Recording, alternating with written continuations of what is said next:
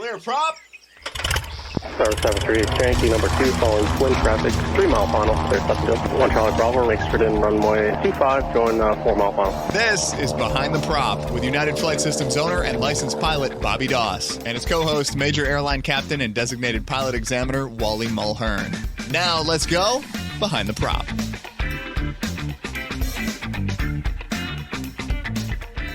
What's up, Wally? Hey, Bobby, how are you? I am fantastic. This week, we're going to tackle a topic that I'm sure we've all heard about or thought about, and we're just going to call the show Own It. We're going to start off with check rides, Wally. I think I did an okay job owning my commercial and my multi-engine check rides. I came prepared. I had notebooks. I brought breakfast. I did all the right things. I owned the whole day, right? Which made it go fairly well both times, obviously.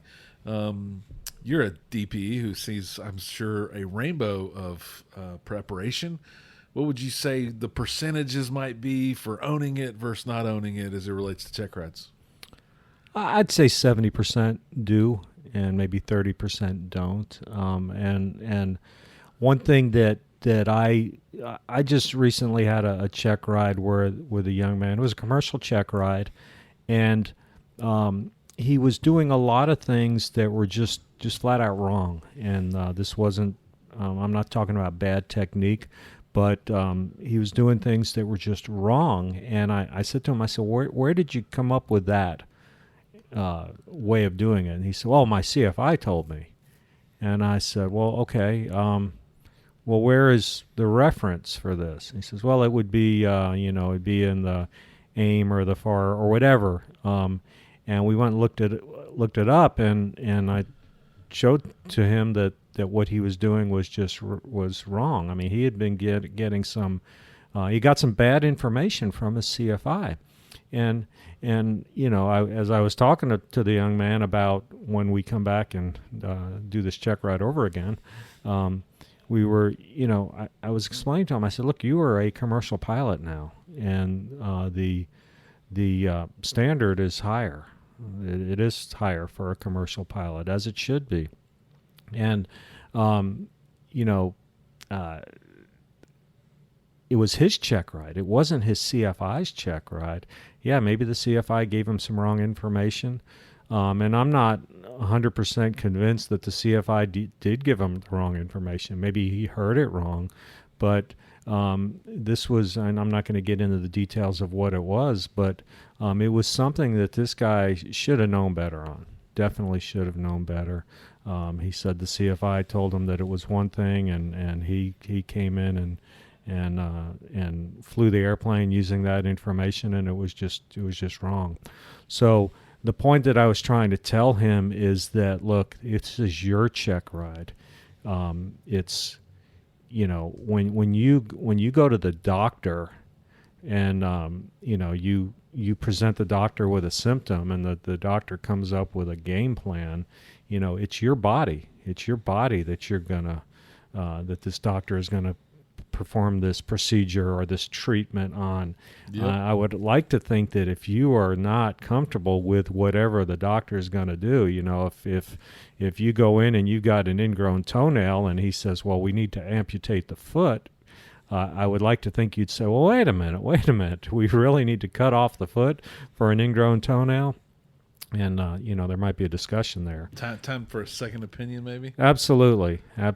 So, I feel like, everybody has a copy of the check ride. Everybody has the ACS. If you don't have the ACS, well, you're not doing your due diligence, because for about $10, you can buy a printed copy of it, but if you want a digital copy, it's free. You can just go to the FAA website, and for those of you who use ForeFlight, it's available on there, so it's available for free.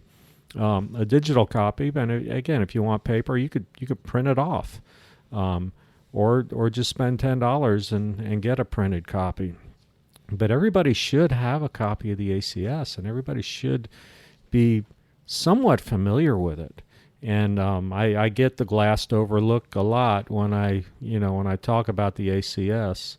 A lot of people will say, "Oh yeah, I've read it," and I say, "Well, then if you're telling me you've read it, you're probably not telling the truth, because I look at the ACS as more of a reference, something that you reference more so than something that you would read, because quite honestly, if you read it, it's probably good for insomnia at 2 a.m. If you can't go to sleep, maybe try reading some of this, and it might put you to sleep pretty quick.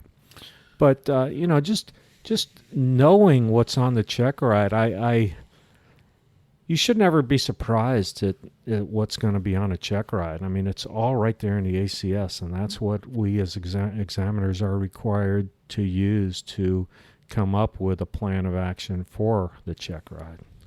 And so, I mean, we've talked about this multiple times, but it seems like even if people have listened to us taking a check ride with you, they've listened to your show, maybe this isn't falling into the right part of the ear.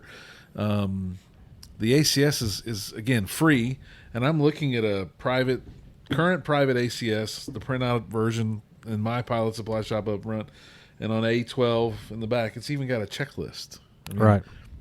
We can talk about the checklist usage, but if I have a practical test checklist, it tells me everything I should be thinking about and preparing for that.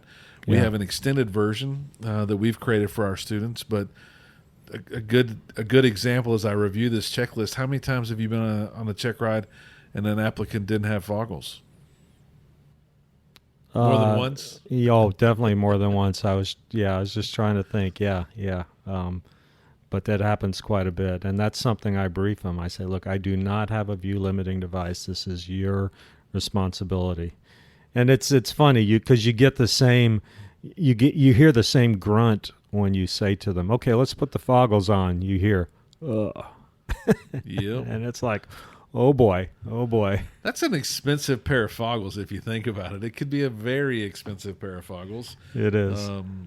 So it's definitely falls in this mindset of owning it. Like, are you prepared? Are you owning the day? Are you owning the ride? Are you owning the tasks? Do you know, I don't know that I did. And so I guess we're trying to help, but I know I was taught about winds and to line up for the winds and do all these things as I was preparing for maneuvers, etc. But I remember being told to chair fly stuff and thinking through stuff, but I don't really remember kind of dry running my whole practical exam. I remember being afraid of that day and organizing some stuff and putting it in a folder, but I don't remember really owning the day. I do remember expecting my CFI to be very much the director of the day, right? Oh, I can tell you, I did not own mine. My 40th anniversary of my private pilot check rides coming up in May, and I remember flying over to Shreveport, Louisiana, in a Cherokee 140 for the check ride, and no, I certainly did not. And so, as we talk about it, what are some of the things that, well, I'll share again, I think I've shared this in the past, but something that I struggled with was navigation. And I don't know why the VOR and the 360-degree radials bothered me or confused me, or if I thought I was on the 180, but I was really tracking on the 0, and that just didn't make any sense to me early on, and now I know how to do it. But do you see that students struggle with navigation and are owning navigation? Is navigation one of those things? Yeah. It actually it seems to have gotten better. It really has. Because of the magenta line or because of knowledge? No, I think word is out that if you do a check ride with Wally, he's going to have you do some VOR navigation. So you better have your act together, and that's a good thing. Yeah. That is a good thing if word is out, and I would like to think I would venture to say every DPE and I know in this area is doing the same thing. So yeah, I'm gonna have you track to a VOR, maybe from a VOR, maybe have you fly a heading to intercept a radial to or from a VOR. But here lately, it's actually gotten much better. Now it may take a while. I'm sometimes may get a little bit impatient. I'm thinking, come on, just center the needle, get a 2 indication, and go for it. They maybe take a little bit longer than I would like, but that's okay. They're meeting the standard, and they are navigating to or from a VOR. Yeah, and I don't remember what was so difficult about it, but boy, I felt confused a lot. And I remember the quote-unquote gouge that I had for my check ride, and I kind of had an idea of what step was going to come next. And I knew after that last takeoff over at Weiser Field that we were probably going to go to the Humble VOR and then divert to the Navasota VOR. And boy, I just wanted to nail it and get that part over with. So we're talking private students at this point. If you're an instrument student, hopefully you can track a VOR and navigate VO1. But what else is something that you see people not owning on check ride day, Wally? I think weather is something that we see that as well. One thing I love to ask an applicant, if I'm ever in a flight school that has a window in the room that we're in, I love to say to the applicant, how's the weather today? And just see how they approach finding out what the weather is, because there's 2 approaches to doing it. One approach is to look out the window. The other approach is to pull out your phone or your electronic device and pull up the weather. I kind of like starting with looking out the window. For sure. How is the weather today? And I'll do that drill with a lot of people with, if we are in a room that we don't have any outside windows, I'll say, just for the heck of it, let's walk outside. And we'll walk outside, and I'll say, okay, what do you think the temperature is? And they'll give me a number. I'll say, okay, well, what do you think the clouds are? Are they we're not talking about height, but are they scattered, broken, overcast, clear, what? And 98% of the time they get that right. Now I'll admit, getting the height of the clouds, sometimes I am way off because the visibility is bad. They look lower. Yep. So, but anyway, I'll say, well, what do you think the height of the clouds are?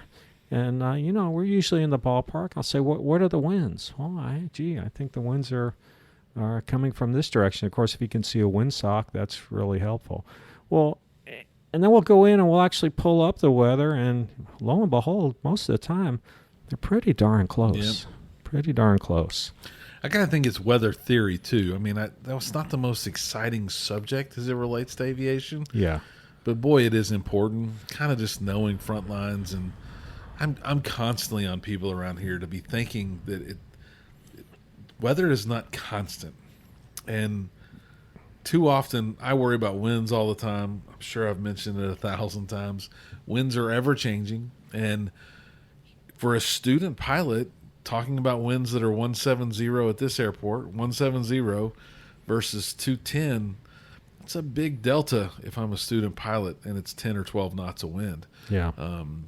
It's a significant crosswind for a student pilot on a solo. So we got to be thinking that if we have a front coming through and it's going to bend that direction of flight or direction of wind by 40 or 50 degrees, that's going to be a big change for students.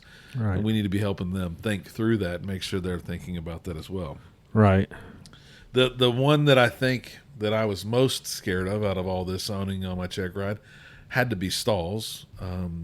I remember a phase in my private training where the first time I ever went out by myself to practice and did a power on stall, I think I was extremely proud of myself. Like I overcome some fear that was a fear that shouldn't have been a fear, but was something that was in me, right? And I finally did one on my own to a full buffet, and I thought, man, I can do this now, right? I remember this feeling. The day the DPE was in there, I felt just as scared. But if you learn how to do it and do it right, it's pretty benign. Yeah. But I got to think this is what students still struggle with. Yeah. And a lot of it is just keeping the airplane coordinated in the stall. Most of the airplanes that I'm in are 172s or single engine Pipers, whether it be a 140, 160, 180. These airplanes are pretty gentle stalling airplanes if you remain coordinated. You can go out and do a full power off or power on stall in a 172, and as long as you're keeping that ball centered and keeping the airplane coordinated, it's very, very boring for me as the examiner, and that's a good thing when I say very boring. The airplane just the nose falls just very gently. Where it sometimes gets a little more exciting is when they don't keep it coordinated and that airplane falls off to one side over the other. So, it's just keeping the airplane coordinated. And I know when I got out of little airplanes, that's something that's not really something that we look at too much in big jets. And I know when I was getting my seaplane rating up in Alaska several summers ago, probably about 6 or 7 years ago, the guy that was giving me my training just loved to tell me, he just always referred to me as Captain. He says, "Captain, your ball's not in the center." And he just loved telling me that, and he got to tell me that a lot, man, because I was flying around sideways in that airplane a lot. Well, and I think for me, the component of the stall was obviously being afraid of all that power looking straight up or none of that power pulling straight back, thinking what's going to happen. And I do think if you're out there and you're a private student or just finished your private rating, what you're going to continue to learn if you keep training is that these people that made these aircraft were very smart. And unfortunately, a lot of people have probably been hurt along the way to improve upon them or even make them more better. And as I've continued to learn more about stability and how these aircraft were designed and how some wings have different effects on them to even keep us more stable in flight, you pretty much learn that these things aren't going to get upside down on their own. We almost have to turn them upside down if they're going to get in really uncoordinated upside down flight. These stalls, even uncoordinated, are probably going to get the plane right back to straight and level pretty quick because of the way they were designed. And I think the more I learned about those sorts of aspects of the airframe and how the designers and physics all work around them, I started getting less anxious, and I could then own it better in my later pilot career. So if you're out there and you're afraid or nervous about stalls and don't want to own them in your check ride, trust me, we've done millions of them before you, and you're going to be fine if you do them the right way, and they're not intended to be scary for sure. Right. What about airspace? Is that something that you see people? I mean, private pilots that are VFR, they don't know any different, really. Is airspace one they own? I would say, what I find is that the people who are learning to fly at more complex airports are better with their airspace than people who are not. You mean the ones that fly in no airspace? Well, in just uncontrolled. Sure. I'd say the ones that I have out of this airport do a pretty good job. There may be. Usually what'll happen is I'll ask them at, the first airspace that I'll tend to talk about is Bravo airspace because we're under the Bravo. And, I'll say, okay, as a private pilot, can you go into Bravo airspace? And, they'll say yes, and we need clearance and all that. And I'll ask them about their cloud separation requirements, and they'll say, well, 1,000 above, 500 below, and 2,000 horizontally. And I'll say, well, okay. And then we'll move on to Delta airspace, and they'll tell me the same cloud clearance requirements, and more times than not, they'll say, well, wait a minute, no, Bravo airspace, that was clear of clouds, and so they'll come back and they'll fix that answer. That's usually what happens. But it can be airspace can be confusing. There's no two ways about it. It's when I became an examiner, it's actually something I had to do a lot of studying on and getting back into small airplanes, because the whole airspace system changed many years ago. When I came up, we didn't have A, B, and C and D airspace. It was Group 1, Group 2 TCAs, terminal control areas, and it was just and as when you're flying IFR all the time, although you should know it, you really can fly efficiently without understanding all that stuff, because you're in controlled airspace all the time. Yeah, that happened to me when I got my instrument rating. I kind of forgot for a while and then decided to pursue that commercial and certificate, and boy, I realized I forgot a lot of information really quick. The big scary one, when people ask me about learning how to fly, they say, "What's it like? How do you get your private certificate?" And I said, well, you go through a bunch of training and then you take a check ride, and the check ride's kind of like your driver's test, and there's things similar to parallel parking. I would say that the emergency landing is similar to driving and parallel parking as emergency landing is to the check ride. It's that one thing we all kind of practice and fear the most, and if we've done our due diligence in our work, it's not that big of a deal to nail it. Is that something you see people not owning, or give us your perspective there? When you do the emergency landing on a check ride, it's, of course, the higher you are, the more time you have. So the less critical making expedited decisions are if you're at a high altitude. There are times when, for weather reason and for whatever, I mean, we ended up getting out up to maybe 6,000-7,000 feet to get above some clouds to do the air work.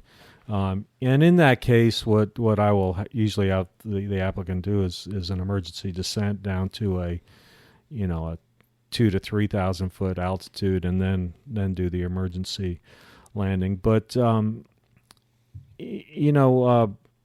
I see people just taking a long time to make a decision of where they want to go. The sooner you can kind of make a decision, most people use the ABC method of airspeed, best place to land, and then checklist. Well, as soon as you establish that airspeed, and I like to say trim for the airspeed rather than pitch for the airspeed, because if you just pitch for it and then you divert your attention to a checklist or something, you may relax that control pressure and you're not at that airspeed anymore. So I like to say trim for the airspeed, then find your best place to land, and then get into that checklist. And because the checklist is going to try to restart the engine. I mean, that's the ultimate goal is, man, the engine quit. Well, let's restart it. We don't have to land in a field anymore if we can restart it. So the sooner we can get to that the C part of the ABC, the better. But a lot of times, if maybe let's say we're 3,000 feet AGL when we simulate the engine failure, well, by the time they get to that, they're down at maybe 1,500 feet. They've wasted 2 or 3 minutes trying to find a place to land. Now, sometimes circumstances dictate that, but a lot of times the best place to land is right underneath you too. Yep. So I remember playing these games and my instructor, teaching me sometimes the hard way that the best place was right behind me, right? And I think we talked a lot about where's the best place to land. And if we got quiet at all when I was early in my training, it would just almost immediately come out of his mouth, where's the best place to land? Right now, where's the best place to land? We'd be talking about VOR navigation. We'd stop that conversation. Where's the best place to land? Mm-hmm. And if you're a young pilot, you really should be thinking about it that often, because it's like anything else. Now, if I fly to Austin, I'm just kind of constantly always gazing for the best place to land. And where would I go, and I'm going to avoid those trees for this field, and that lake is no good compared to that field, and oh, there's a big road under construction that's probably not got power lines yet. I'm going to use that place. And it's just subconscious almost as a pilot once you've gotten a few hundred hours under your belt that you're thinking at any moment this engine could quit turning. Something could seize up. My father was very old school, and he used to always tell me that just talking about going places for an appointment or something, he would say, you need to leave early enough. So not if you have a flat tire, but when you have a flat tire, you can change the tire and still get there on time. This is back in the day where flat tires were a little bit more common. We all have pretty good tires on our cars now, and it's been a long time since I've changed a tire. But and that's what I say with students. You need to be ready for not if the engine fails, but when the engine fails. I have had engine failures, and sometimes in twin engine airplanes, and one time in a single engine airplane, and had to do a real time emergency landing, and walked away with it just fine.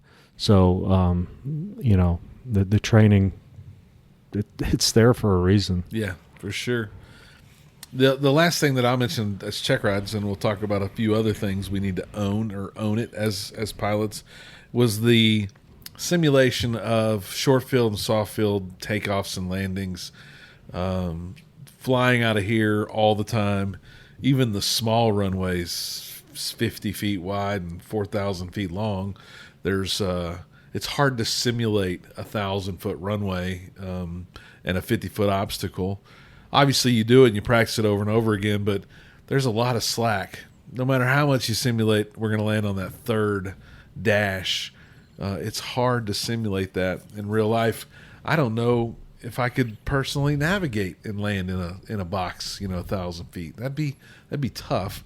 How do these young pilots that your applicants doing for you on these different types of landings? They're actually doing a pretty good job.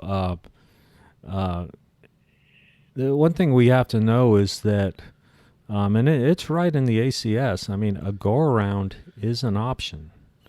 If you come in and you do not like the way things are looking, if you're going to land short on your short field landing, well, that's out of tolerances, so it's going to be a failed check ride.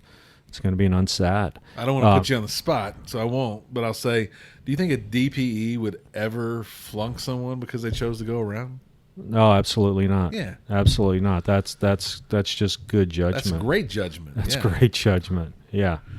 Yeah. Now, 18 of them? At some point, we got to land. At some point, we do have to land. We're out of fuel, Wally. We're going around. Yeah. That might be a problem. Yeah. But no, and it just says it in the ACS. If you're not in a position to I forgot how it's worded, but it says execute a go around in a timely manner, I think is what it is, how it's worded. Yeah, so. That's judgment call too. So a timely manner could be 500 feet above the ground, and also it could be 100 feet above the ground. Yeah. So what are some other things, if we talk about the topic of owning it, and we're mostly talking about check rides and owning those check rides today, what other things do you think we don't own? And I'll start off with one of my favorites. As I fly with people, they almost try to please people, and they don't want to say the words unable or the word unable. If you're unable, you should say you're unable. Right. And honestly, if you just don't have a good feeling about what it is, it's okay to say unable. Right. There's no reason to depart a part of the airport that you don't want to depart yet. Meaning, you could be on my tarmac and they tell you to start taxiing, and you can say unable, I need to wait, I'll tell you when I'm ready again. I don't think you're gonna make anybody mad. Yeah. And if they tell you, hey, we got a jet on shore final, no delay, you're clear to take off, unable. Well, all that means is you're gonna wait, and right. That's it. Right. And make some good decisions. That's right. probably always going to be a good decision. Yeah, and I would just say if you do accept a clearance from air traffic control, like expedite your takeoff, and this happened to us today on a check ride. The young man accepted it, and he went out there and goofed off and made an airplane go around. And he was oblivious to it. He didn't realize what happened. I said, do you realize what you just caused? You caused a go around. And yeah, that other airplane, they should be able to fly a go around. Is it a big deal? No, it's not really a big deal. But had my applicant, done what he really should have done, the other airplane wouldn't have had to go around. I think just being around a flight school all day, every day, and hearing students talk, students of all ages and calibers of aviation time, I think one thing that I wish more people would own is the go, no-go decision. There's a lot of conversation from student to CFI, and I hear CFIs trying to teach them how to make those decisions, checking the weather, checking ATIS, what are your personal minimums, on and on and on. But I just continuously hear too many students not able yet to make the go, no-go decision. And sometimes it's an instrument student, sometimes it's a commercial student. Yeah. We all want to go, and I think it's easier to say, Wally, what do you think? Right. Than it is to say, here's my reasoning. I would say no-go, and then let an instructor tell you where you might have made a mistake in that no-go decision. It's never wrong to say I'm not going to go, but did you think of this? Did you think of this? Did you think of this? Because we've had it on episodes in the past. There's a lot of criteria that's going to change your mind on those personal minimums. I'm going to ask my girlfriend to marry me in 1 hour. You're probably going to be a go in that exact same scenario. Right. How do you learn to make those things strong, firm, go, no-go decisions right. to protect you? Right. And a lot of it is just very... It's simple math. I mean, I might be doing a private pilot check ride, and it's 1,000 overcast, and I'll just look at the applicant and I'll say, well, what do you think? And it's your call. Are we going to go fly or not? And of course, I mean, there's no way we're going to be able to do a check ride on 1,000 overcast. But, sometimes, I mean, that's kind of a no-brainer right there. The ones that are kind of tough is when it's, we have a north-south runway here, 1735. The winds may be 240 at, I don't know, 12 knots. Boy, that's not as black and white. Yep. Or I've heard and seen 2,700 foot, maybe scattered or broken. That's scattered in one ATIS and broken the next ATIS and scattered the next ATIS, and the wind's somewhat calm probably on a day like that because it's sticking around. But it's a tough decision. I mean, gosh, I don't know what I would have done when I was a student pilot. Yeah. I would have wanted to, if I was feeling good, I would have wanted to go, but boy, that could have made for a hard day for sure. I actually had a check ride where a young man, I believe it was a private check ride, he flew into a cloud, and we pushed the nose over and got out of the cloud, and I was shocked. And as we were debriefing and we were talking about when we were going to come back and redo this check ride, I said, what were you thinking? And he said, well, the ATIS said it was 4,000 scattered, and we're only at 2,500 feet. Can you see the big I white said, thing? well, according to that, there should not have been a cloud there, but there was, That's the classic not owning it, by the way. Yeah, exactly right. It's like, coming up to an intersection, you got a green light, not even glancing over to the side. Yeah, I got a green light. Well, they're going to stop. Well, you hope they are. Yeah, I think I'm just spitballing here some, but the runway, obviously we have the right to own the runway when we've been cleared for that runway. I often worry that people are trying to please other people. At this airport, we kind of have a dead center exit called Echo. It's right in the middle of the runway. And a lot of times, if you land the least bit long as a student pilot, that's pretty hard to slow down and get. There's golf and hotel, and they're a little further away, but I think people lock up the brakes a lot to make echo because that's the cool place. That's where the cool kids go, right? Right. I don't think there's any reason not just to go down to golf and taxi for another 7 or 8 seconds. It's not going to be the end of the world. Yeah. If they ask you to exit echo, what's the right thing to say? Unable, taxi on down. Right. Yeah, you might make a plane go around. They got another 6 minutes of their life. They can probably make it go around as well. Yeah. I guess lastly, I'll end with one if you want to think of one. I think you have the 1,000% right as a student of any caliber at any flight school to own you and your CFI's relationship. There's lots of facets to that, but look, if things aren't working, have a big boy or big girl conversation, talk through it, find a new CFI, get the help you need.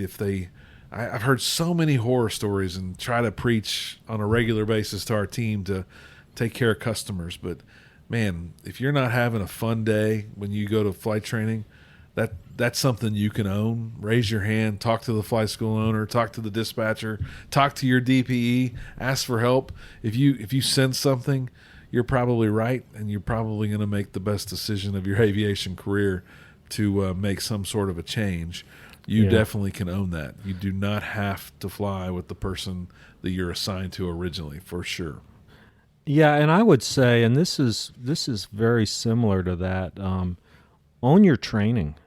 Own your training. In other words, it's very likely that when you finish a lesson, you're going to have some short debrief. I mean, it may be as short as 5 minutes. It may go longer than that. But the instructor is probably going to say something to you to the effect of, next time we'll do this. And so the next time that you fly is the next time you fly. The problem is the instructor may fly 15 times between now and your next time. So, we'd like to think that maybe they would write things down, but in reality, they probably will not. And even if they do write things down and they are using a syllabus, hopefully this flight school, they still fly with 20 or 30 people. Right, You might take a week off, go on vacation, enjoy the holidays. They fly with 20 other guys that have brown hair. Like, they're not going to remember who did the stalls really well and who didn't. Or did we do steep turns? I can imagine how difficult that must be to be a flight instructor, go back to back to back to back, and say, "You remember how fun we had last time?" No, I don't really remember. I'm sorry. Yeah. You couldn't possibly remember my check ride that you administered to me. I remember every aspect of it. I remember every turn. I remember everything that was going on. How could you? You've administered another 499 plus of those. Right. But to me, I had one. So own it. So the point is, I mean, when you come in and the instructor says, "Hey, we're going to go out and we're going to do this and this and this," it's incumbent on you to say, "Hey, I really was struggling with my steep turns. You said we were going to do some more of those," and I guarantee the instructor is going to say, "Oh yeah, thank you for bringing that up. I forgot about that." It is a team effort, no question. Absolutely. So no matter what it is that you're working on in your training or in your aviation career, own it. If you're not sure how to own it, reach out to a friend, reach out to one of us here at Behind the Prop. We'd love to help. We're all here to make your aviation career and aviation journey better. As always, fly safe and stay behind the prop. Thanks for checking out the Behind the Prop podcast. Be sure to click subscribe and check us out online at BehindTheProp.com. Behind the Prop is recorded in Houston, Texas. Creator and host is Bobby Doss. Co-host is Wally Mulhern. The show is for entertainment purposes only and is not meant to replace actual flight instruction. Thanks for listening, and remember, fly safe.